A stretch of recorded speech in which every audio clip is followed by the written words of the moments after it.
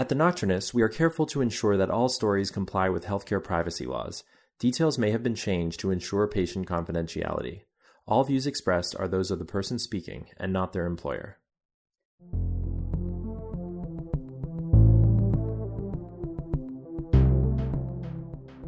Part of being a doctor is springing into action when you're off the job. When someone feels faint in the grocery store, for example, or when they slump over in the theater, or when a stranger's heart stops on a moving train in North Korea. That's exactly what happened to our next guest. I'm Emily Silverman, and this is The Nocturnists, stories about what it's like to work in medicine. In this episode, we'll talk to cardiologist Dhruv Kazi. He'll walk us through that heart-stopping tale, and afterward, we'll talk about his experience as an exchange student in North Korea and why some patients are treated as VIPs and some aren't. Have a listen to his story.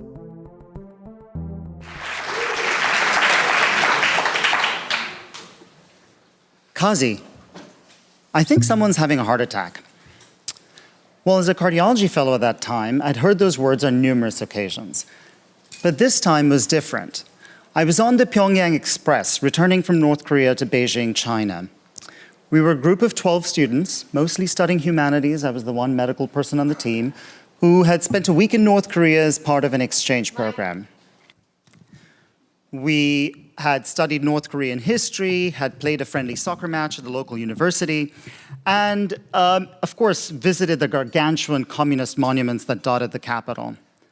That included a maternity hospital where every piece of equipment had a red tag that said, "Generous gift from the president."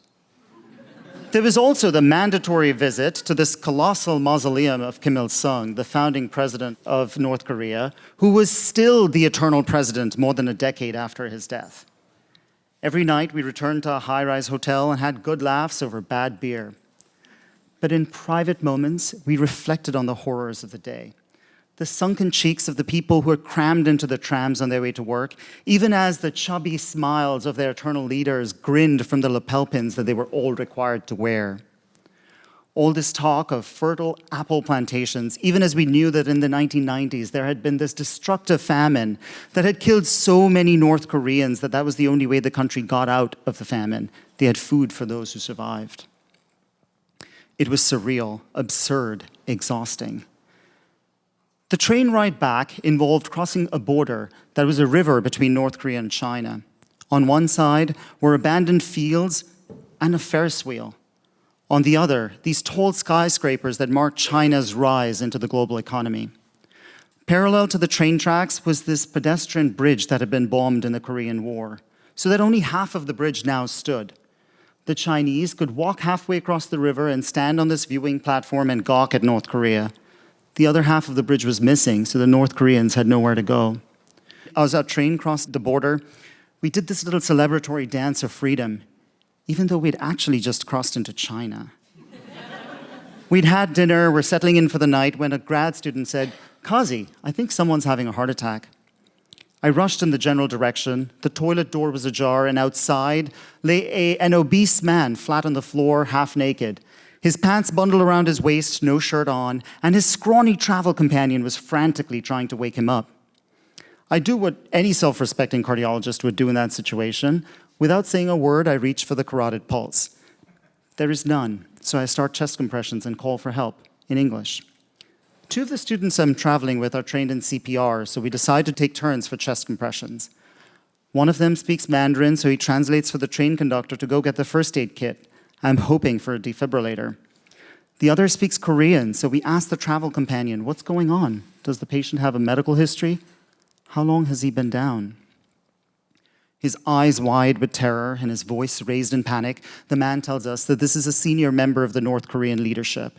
He had a stroke 3 months ago, but recovered and is now on his way to Beijing for physical therapy. He himself is the personal neurologist who's supposed to escort the man to Beijing. He looked great that morning, went to the bathroom, but when he didn't come back after 15 minutes, the neurologist got suspicious, called the train conductor, and they forced open the door, found him unconscious on the floor with vomit all over him. That's when he called for help. "The man is too important to die," he tells me, "too important to die." We take turns doing chest compressions, but the story adds up. In a country with extreme food deprivation, you have to be a senior leader to get access to enough calories to be overweight. This is the first obese man I've seen all week. As a part of my initial check, I had done a finger sweep of the oral cavity. In a land where no one has enough food to eat, only the absurdly wealthy can have gold in their teeth. History of a stroke. This was probably a recurrent stroke or another heart attack. 10 minutes without CPR, 10% mortality per minute. We had very slim chances of bringing him back. But we continue to do chest compressions. 20 minutes, no pulse. So I walk over to the neurologist to give the bad news. I'm sorry, our patient is dead. Is there family I can speak with? He grabs me by the shoulder and shakes me. You don't understand, he is too important to die. Too important to die on the train, he says. Is he crazy? He's a neurologist. Even in a country with a dead president, power doesn't grant you immortality. People die. This man is dead. And then the penny drops. What he is saying is that the man is too important to die on his watch. That if he dies on the train, his own life or more is on the line. I turn to the train conductor. How many minutes to the next train station? 25 minutes, he says, and I'll radio ahead for an ambulance. Sure, great, but I want the ambulance to meet us at the train door, not outside the station. I don't want to interrupt CPR as we're transporting the guy. Great, he says, and walks away. And we go back to CPR. It's 25 minutes of chest compressions. The only sound is the metronome of crunching ribs and the clanking of the train coupling. Fields float past in the silence. It's a dark, starless night. In the distance, the twinkle of a light. Farmers coming in after a hard day's work. 25 minutes, the train rolls into a station. As predicted, 2 men walk in, survey the scene, don't say a word, grab our patient, put him on a stretcher, and take him down to the ambulance that's waiting for us. 2 nurses in starched white uniforms are in the ambulance. They put on chest pads. From the window, I can see the rhythm on the defibrillator. It's a narrow, regular rhythm, one that one wouldn't normally shock. His hands fling up in the air as they shock him anyway. Then it's time to leave. The train heaves out of the station, and I can see the red lights of the ambulance speeding away into the distance. Our job isn't done. I debrief with the students, assure them that we've done everything we could have done, that the 10 minutes without chest compressions is forever for the human brain. The conductor needs me to write a letter saying that he had done everything that could be done. I don't see the neurologist again.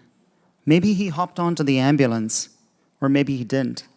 Maybe slipping into Beijing in the dark of the night was his best option.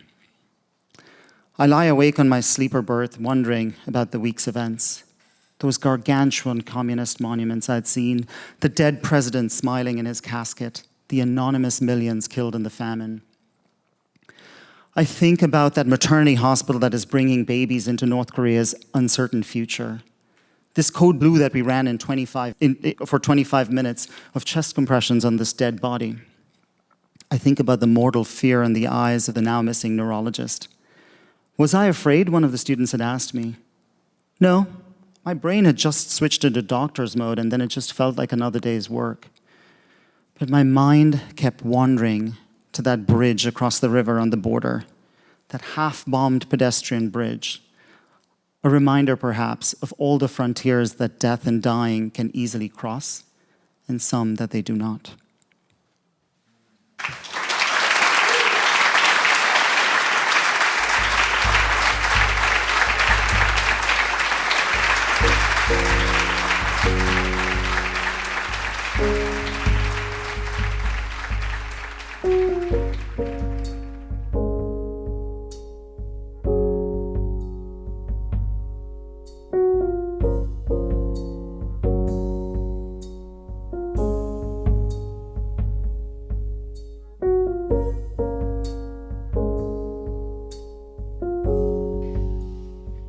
I'm sitting here with my friend Kazi. How are you? I'm doing great. How are you? I'm good. Thanks for coming over. Thank you. So normally I start off these interviews by asking about everybody's path to medicine, but with you, I actually want to do something a little different. My first question to you, because I've been wondering this for months since I heard your story. Please tell me, what were you doing in North Korea? What was this exchange program that you were a part of? Because I don't know anyone who's been to North Korea. Yeah, I was, so this is how it came to pass. I was sitting at my dining table working on a paper because I was a health services research fellow at Stanford at that time. And I saw this email about this exchange program. There were a couple of Canadian students who were trying to increase contact between the North Korean people and people from other countries. I figured it would be interesting, so I messaged them, tried to find out more about the program. And what made this particular program different was that it wasn't just, okay, come on, we'll take you on a tour through North Korea. The focus was people-to-people contact. So we started out in Beijing with in seminars with students at one of the universities there. We then took the train to Pyongyang, and that's where we ended up spending 5 days. We had interactions with university students, high school students. We played a soccer game that was really fun. I was terrible at it, but it was fun nevertheless. And then on the way back, that's when the story happened. Wow. So this trip, was this health themed or was it people of different disciplines? It was very much people of different disciplines. Most folks in the group were studying international relations or political economy. I was the only person representing the health system. They did have one visit to the maternity hospital in Pyongyang, which was very fascinating, probably one of the most interesting parts of the visit for me. But most of it was focused around the politics of North Korea. What did this hospital look like? I should caveat this with saying that everywhere we went in North Korea, we were supervised. So we were only allowed to see things that the government wanted us to see. So with that caveat, the hospital felt pretty modern, not a slick hospital you would see in North America, but certainly not one that you would expect to see in a low and middle income country. You said that it was a program with the intent of facilitating cross-cultural communication. Do you feel like the North Korean people who you did interact with learned something from you or from this team that you were with? What was the exchange on their side? I went in saying that this would be interesting, but skeptical about how much I would learn from the program and how much the locals would interact with us. And I came away very pleasantly surprised. At the university, I learned that being a translator is a high-income job in North Korea. And so most university students that we interacted with spoke more than one language. So often it was Korean, English, and German. And I think there was a general awareness that what they were going through was a unique experience with its pluses and minuses. And they were hoping to learn more about the world outside from us. Some of the most honest, conversations happened with members of our team who spoke German, because then we didn't need a Korean translator. And then there were some brief but very honest exchanges. Can you tell me a little bit about after the event? Did you ever get any follow-up or figure out what happened, or did it just kind of dissolve into mystery? Yeah, so a couple of things. I should say that I mentioned that in the story, that as the events were unfolding, my brain had clearly shifted from being a person on a visit to North Korea to being a physician in charge of a critically ill patient. And so it was almost algorithmic and mechanical as I was doing what I needed to do to get that person to a safer place. And what I hadn't appreciated quite in the moment is the effect that it was having on the people around me. And I mean, the students who were with me were all non-medical students. Many, for one of them, it brought back memories of a personal loss from a few years ago. For others, there was this intrigue about what had just happened. I mentioned that the train conductor was really afraid for his security. But it wasn't until we got to Beijing when someone said, well, were you ever afraid? That it had crossed my mind that it was an unsafe situation and that the events could have been different if this had transpired before we had crossed the border into China, if we had still been in North Korea. I didn't make an effort to find out who it was. I felt like it was best that way, for the sake of everybody involved. Mm-hmm. That makes sense to me. I'm really interested in this idea that you talk about in the story of a person being too important to die. And I think in your story, there's an extreme example where things are tinged by status and politics. But there's even a watered down version of that, I think, just in everyday life, where there's this perceived immunity to death that we put on certain people. Is that something that you've noticed in your day-to-day life, maybe before or after this event, or was it really just this one event where you felt that? I think in the context of this story, it was specific to this politician or this political authority who, if the person helping him felt like if he died on the train, he would get into trouble. I think there isn't a close analogy to what happens in the U.S. I work at a safety net hospital, as you know, the Zuckerberg San Francisco General. And I do perceive, though, that within the U.S. health system, there are people for whom we do more. The assumption is this person is really important, so we should order more tests. We should do more, offer more therapies. And it's not clear to me whether that helps. And I tend to lean towards believing that it probably hurts the person. Mm-hmm. You've heard this idea that when someone really important comes into the hospital and they want to be treated by the chief, and you're like, no, you want to be treated by the person who sees the most patients, right, which is probably the late, early career physician. Right. Or even getting your blood drawn. You don't want the chief of medicine to place your IV or draw your blood. They're probably the least equipped person in the hospital to do that. Right. Or do a complex procedure. Often the folks, who do more of those on a day-to-day basis are earlier in their career and the most talented.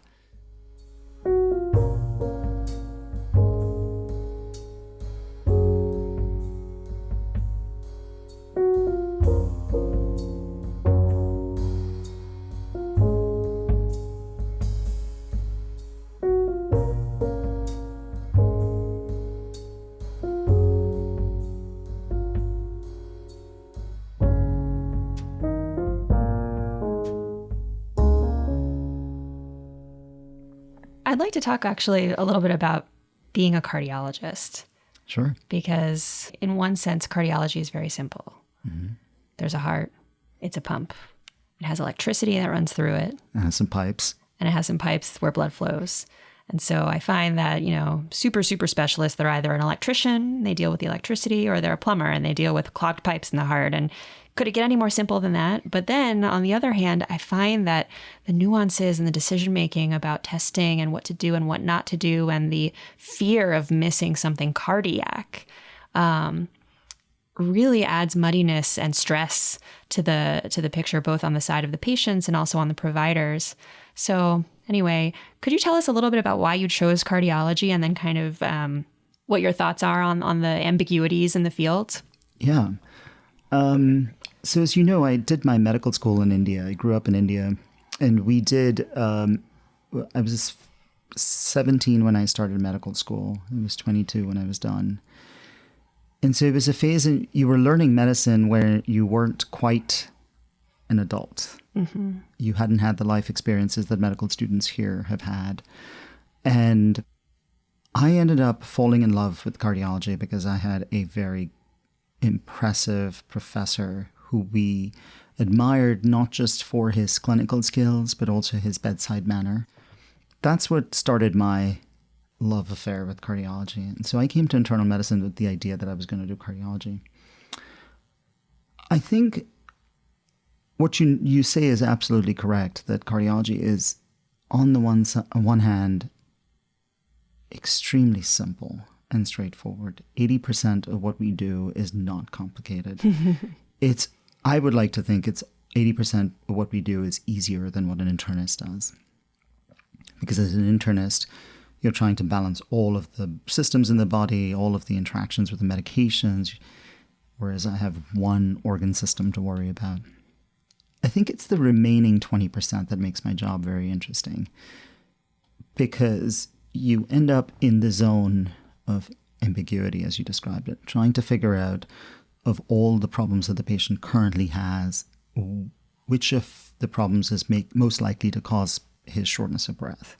What can I do to this 80-year-old patient that would make her life better? And often that involves trying to think about the patient as a whole, think about their cardiology problems, but in the context of their social situation, of their life aspirations, their goals, what they want to do over the next 5 years, and then have very nuanced conversations about, well, in this case, we should do this procedure versus the other, or just pass on procedures altogether. And that's the part I enjoy the most. There are a lot of questions in cardiology that we can answer based on data. Those are straightforward, fairly algorithmic, but there are a lot of questions for which the evidence runs thin. And then as a clinician, one has to use one's best clinical judgment. That's fun. And that's fun. And it's very rewarding. Mm-hmm. Because you come away with the idea that you have made this person's life better in a way that not everyone could have. Mm-hmm. And it's interesting that you comment on the evidence-free zone. And it's funny because I feel like of all the different fields in medicine, cardiology has probably one of the more robust evidence bases, yes. In a sense. But there is so much, even in cardiology, that is unknown. And then you're kind of left to your own devices and using your instincts and your intuition. And, when you're a young doctor, it's your 1 year of experience. Or when you're an older doctor, maybe it's 20 years of experience to guide your decision making.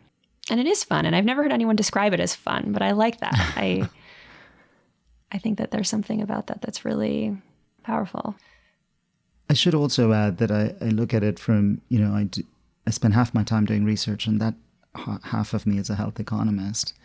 And that overlays this framework about thinking about judicious use of resources, about health systems as a whole, about saying that this patient could benefit from this drug, but everything I know about this drug tells me that this patient likely can't afford it, and that we should have this conversation up front. Right. Because in the end, if she can't afford to take the drug, it's not going to work, it's not going to help her. And I really enjoy that balance, about thinking not just about the cardiology and the other systems in the human body, but thinking about the health system as this complex organism unto itself. Totally. And I find that in medical school, they sort of teach you the medicine as if it exists in a vacuum. It's sort of like, here's a case, here's a patient, here's a scenario, here's a disease, and this is what you do. They teach you in a patient who's coming in with a STEMI or a severe heart attack, you go in, and if you see a narrowing in the pipe, you stent it open with a stent. But, patients who get stents are going to need to be on blood thinners for a long time. If they don't take the blood thinners, it's very dangerous. And so in someone coming in with a heart attack like that, who is homeless and struggles with substance abuse and whose medicines, maybe they don't take them, or maybe they get stolen every week and that kind of thing, and it's not realistic that they're going to adhere to that blood thinner regimen, do you just forego placing the stent altogether? I think those sorts of decision-making processes aren't really taught in medical school. And I think for people who move into residency and then their career, it can be really jarring and confusing. Right.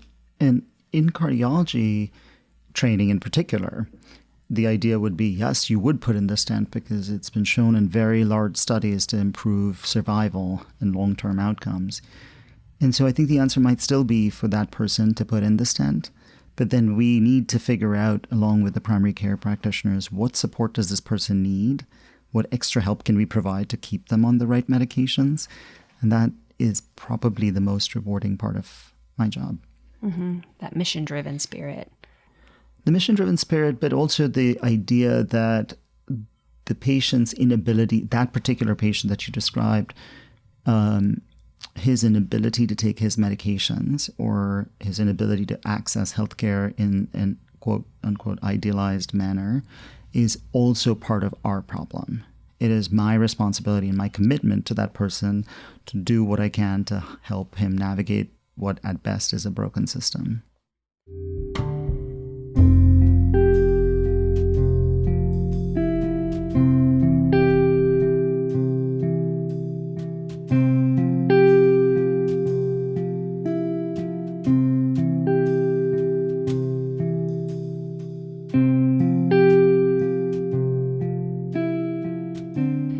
One of the joys of being a dual clinician researcher is that you get to treat the person, but also this organism of the system. Can you talk a little bit about your health economics research and what you're looking at and what you study? Yeah. So the story there is that as a medical student, I mentioned that I started medical school at 17. I graduated at 22, went straight into internal medicine. By the time I was done with my internal medicine chief residency, I needed a break. On a whim, I applied to the London School of Economics, and I said, this is something I'm interested in and I know nothing about. How about I study that for a year? And it was transformational because I realized that was something I definitely wanted to do more of. It was my first time being surrounded by people who didn't speak medicine. Because it is a language. Because it is a language and it is a culture and we get trapped in it. And to see people who are thinking about the politics of the European Union and its effect on health systems locally and internationally and work with folks like that was very transformational, as I mentioned, opened my mind to a different way of looking at health systems. So after cardiology, I spent more time training. That's what took me to Stanford. And so what I do now is try and study how health systems determine value. Value in medicine is a very loaded term. How do we measure the large returns on investment we expect in our health system? We spend 17% of our GDP in the US on health. What are we getting back for it? So the way we think about value is that compared with what we're doing currently, if there was a new drug or a new system or a new procedure, how much more would it cost and how much better would our outcomes be? And I want to ask you a question that's actually been on my mind now for a while. Let's say we had very cost-effective healthcare that kept everybody out of the hospital, happy, healthy, thriving. But we're also bounded by this truth, which is also the essence of your story, that we're all going to die. And this is universal. The same truth holds for me as holds for the leader of North Korea in many different ways. So if we're all going to die and we're postponing death, let's say somebody has a heart attack that would have been life-threatening, but then we stave off death by putting the stent in, giving the blood thinners. And we age more. And then other chronic health issues crop up, like cancer, Alzheimer's, and people become slowly and more disabled and requiring assistance and care, which is very expensive. Is it possible that the better medicine gets, the more expensive the entire system will get as we end up with this slew of an aging population with, more expensive needs at the end than maybe they would have if they died of a heart attack at age 50? Yeah. That's a really tough question. In the end, the purpose of economics is to help us allocate resources consistent with our priorities. And so if we as a society decide that we do want to age and live into our 90s, then by paying for healthcare, we're essentially casting that vote, saying, yes, I do prefer not to die at age 50. But there is the other part of this narrative that isn't quite accurate in terms of what happens in the US or elsewhere in the world, which is that we're not a homogeneous society in terms of how we experience health and disease. And so there are subpopulations of the US where life expectancy, as you know, is a decade shorter.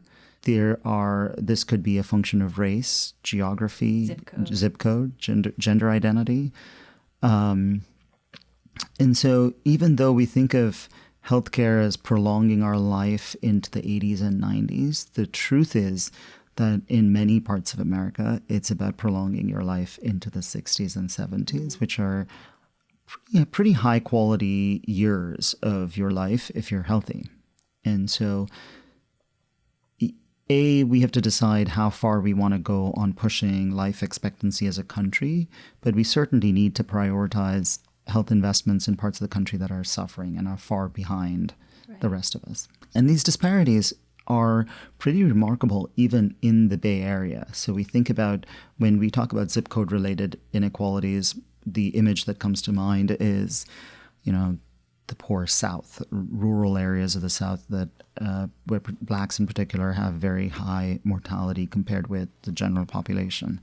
But the truth is, even within the Bay Area, what we think about as one of the wealthiest parts of the U.S., there are zip codes with life expectancies that are 5, 6, 8 years shorter than, say, San Francisco. Which is outrageous. Yes, which is unacceptable, and it's fixable. And it's funny because it's reminding me of this metaphor. There's the individual and then there's the system. And on the individual level, there's this mentality, too important to die, But then you take that mentality, too important to die, and you scale it up and you see it manifested brainlessly in the system through these zip code disparities. Yeah, and it's very systematic, which is why the two things, the most powerful people to address it may not be physicians, because we like to think that we prioritize our individual patients, but are less often trained to think about the way the health system responds to, and is responsible for these geographic disparities. But some of these disparities in health are outside the health system. They relate to education, to access to food, access to employment, housing discrimination. And so they reflect, in my mind, our values as a society. And that is going to take more than the health system to fix, but the health system is a darn good place to start. Right. And it's something that comes up a lot in these interviews, I think. And wondering, as a physician, what is your role? How far do you go out of the realm of healthcare and into the realm of, housing inequities or unemployment or food insecurity? I think our job as a physician today entails more than just caring for the patient in front of us. It is our responsibility to play our part in improving the entire health system in a material way. Some of it might be advocacy, some of it may be science, generating good, high-quality evidence on the association between homelessness and outcomes, or affordability and outcomes. And some of it might be judicious use of resources within the hospital. I think it's also important that we become effective communicators. Because you and I sitting in a room could have a really erudite conversation on the role of homelessness and health. We've seen it in our daily practice. And yet, when it turns to communicating that to the people of San Francisco who have to make the decision on investing in affordable housing, we don't do a good job of communicating the stories that we encounter in our daily lives. We try and inundate people with statistics, which don't work. And I recently encountered Tassiana Willis, who is the teen poet in residence at Youth Speaks. She said, "The stats are great, but what's your story?" And I think we need to do a better job of that. Well, I think that's a wonderful note to end on. I'm really grateful that you came in to talk about your research, and I feel better sleeping at night knowing that you're out there fighting the good fight and doing this great work. And once you fix all of the United States problems, you can move on to North Korea and fix all of their problems as well, I'm sure. Oh, that's quite the ask, but I'll work on it tonight. All right. Well, thank you so much, Kazi. Thank you for having me.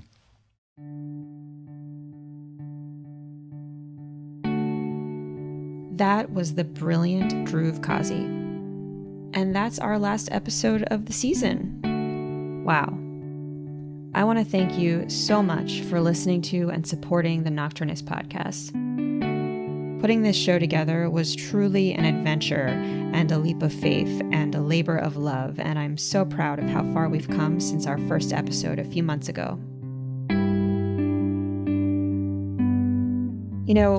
The Nocturnist started out as this tiny live event back in January 2016 with an audience of 40 people.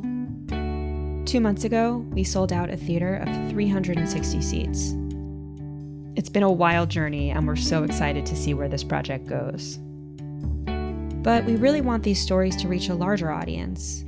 We think this project really matters and can help create connection in the healthcare community and a space to reflect on issues that aren't usually talked about on the job. I know it's really made a difference for me. So please, spread the word about our show. Fire off a link to your friends, to your family, to your student group listservs, to your colleagues, to your own doctor, to your religious leaders, whoever you think might enjoy the show. We really want this community to continue to grow. I would like to give an emphatic thank you to executive producer Ali Block, who has been growing this project with me at my side since it started 2 years ago. To podcast producer Marina Poole, who has poured her blood, sweat, and tears into this podcast and its production. To our amazing intern Celine Ross, who's been there at all the events and has done a ton of transcribing for the show. To our other transcribers, Libby Birch, Roshan Nabarjani, Ridia Roon, and Eliana Monroe. Stephanie Muscat for her badass podcast cover art. Yosef Monroe for the beautiful theme music that he composed for us. And Blue Dot Sessions for contributing all of the other music. And now, for the last time of Season 1, thank you for listening. And see you next time.